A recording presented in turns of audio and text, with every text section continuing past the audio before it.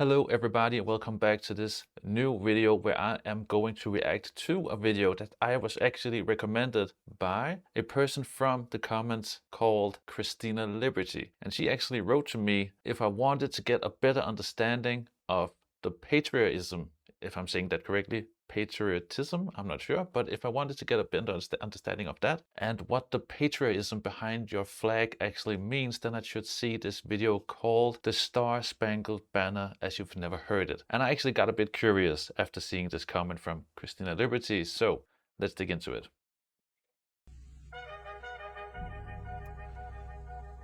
Exciting, I must say. There was a lawyer once. His name was Francis Scott Key.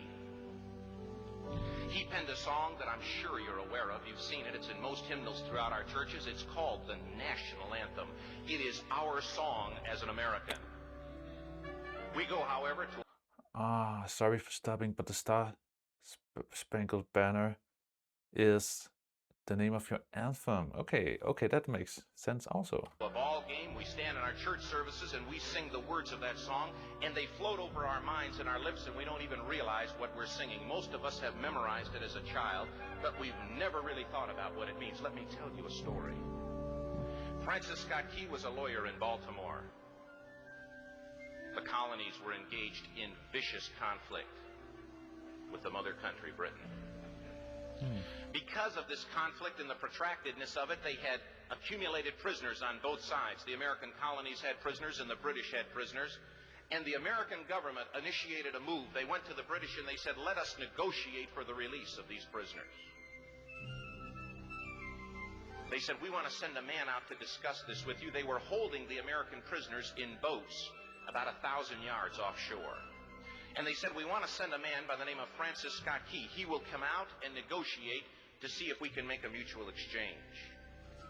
On the appointed day, in a rowboat, he went out to this boat and he negotiated with the British officials. And they reached a conclusion that men could be exchanged on a one-for-one basis.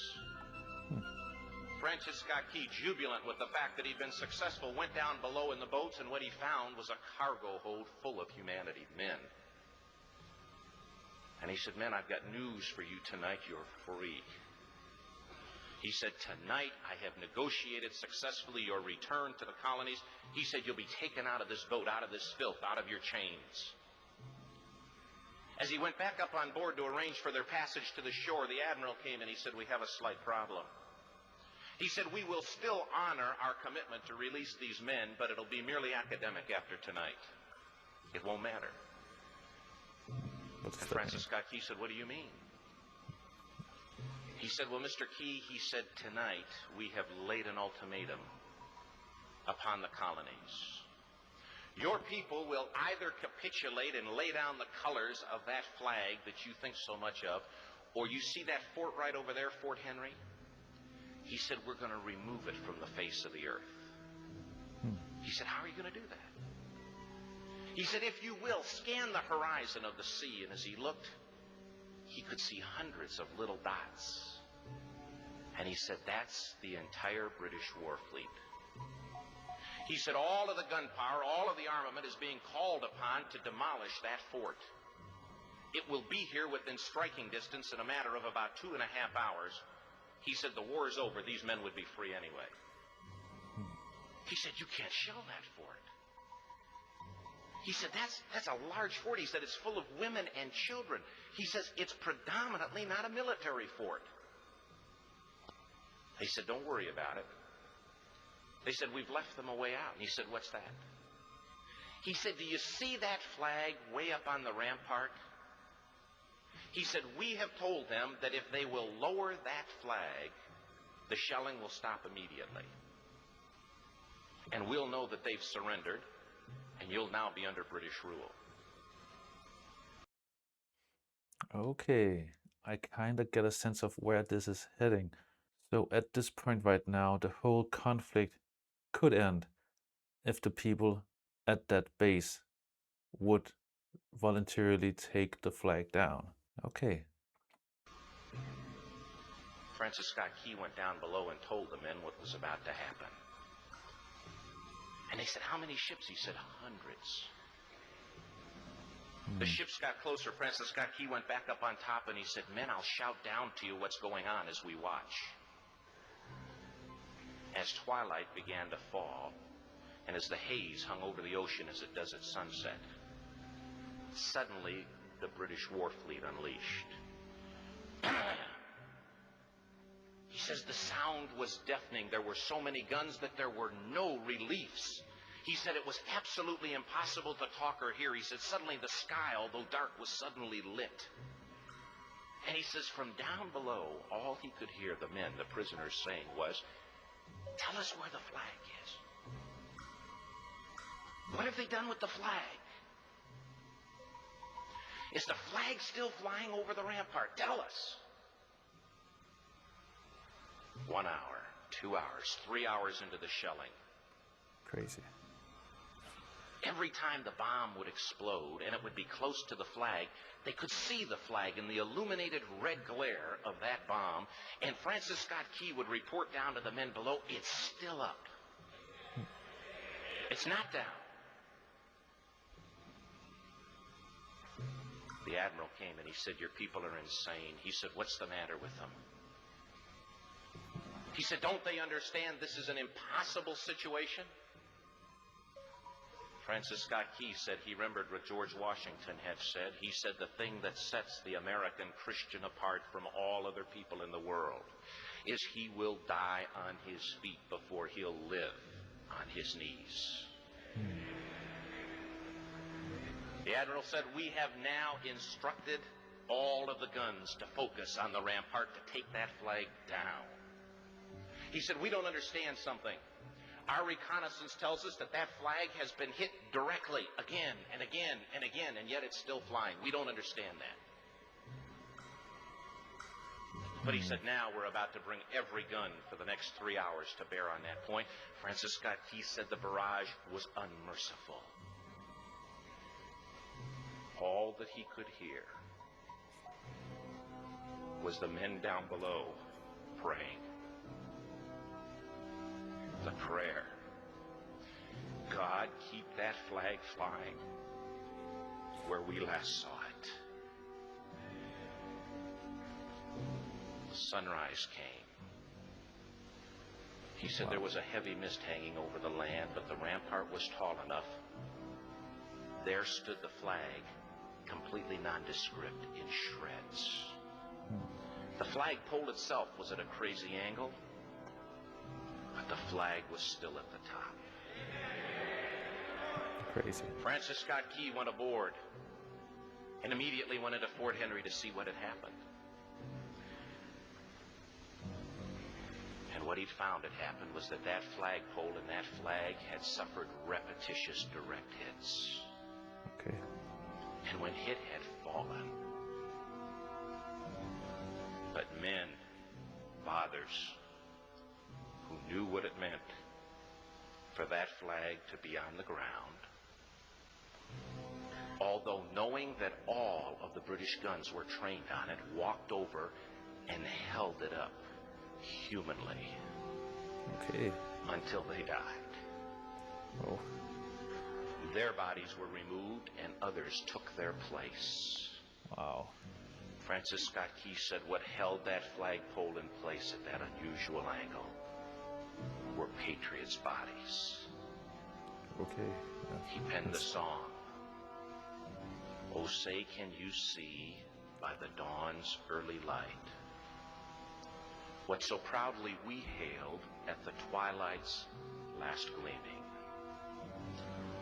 O'er the rocket's red glare, the bombs bursting in air gave proof through the night that the flag was still there." Okay. Oh, say, does that star-spangled banner yet fly and wave o'er the land of the free and the home of the brave? The debt was demanded. The price, it was paid. Okay. Oh, say, can I'm sorry for stopping, and I'm gonna rewind so we can hear the song from the beginning. But man, what a great story. I did not know. I've heard that song so many times before. I've heard your anthem many times, but I've never actually listened to the word. I've never understood what the song actually was about. But man, that is some story, and such a awesome anthem actually, that you have the anthem actually explaining one of the most, I could imagine, one of the most critical points in history regarding the founding of the United States. And that's actually what this song is about. Wow, that just makes that song so much more beautiful than from the perspective of a Dane like me, who've never given a second thought to the words of that song. That all of a sudden, you know, you see the song in a whole new perspective. That's really awesome and really beautiful as well. Anytime I'm gonna hear the Star Spangled Banner, your anthem, I'm gonna think of this story from now on, and actually gonna listen to the words and like hear the whole story once more, see it in my head. Again, I'm learning so much from this channel. So let's hear the song and listen to the words with fresh new eyes. Oh, say, can you see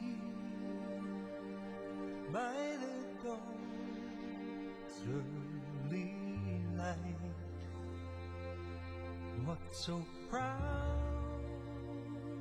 we hailed at the twilight's last gleaming, whose broad stripes and bright stars through the perilous fight o'er the ramparts we watched were so gallantly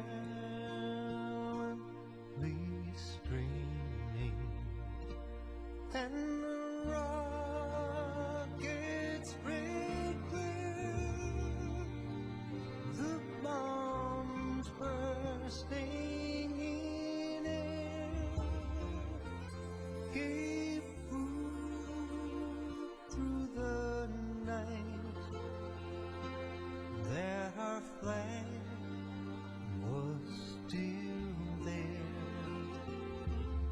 Oh, say, does that star spangled banner yet wave o'er the land of the free and the home of the brave? Oh, say, does that star spangled banner yet wave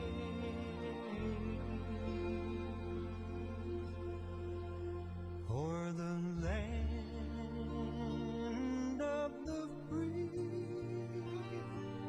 and the home of the brave?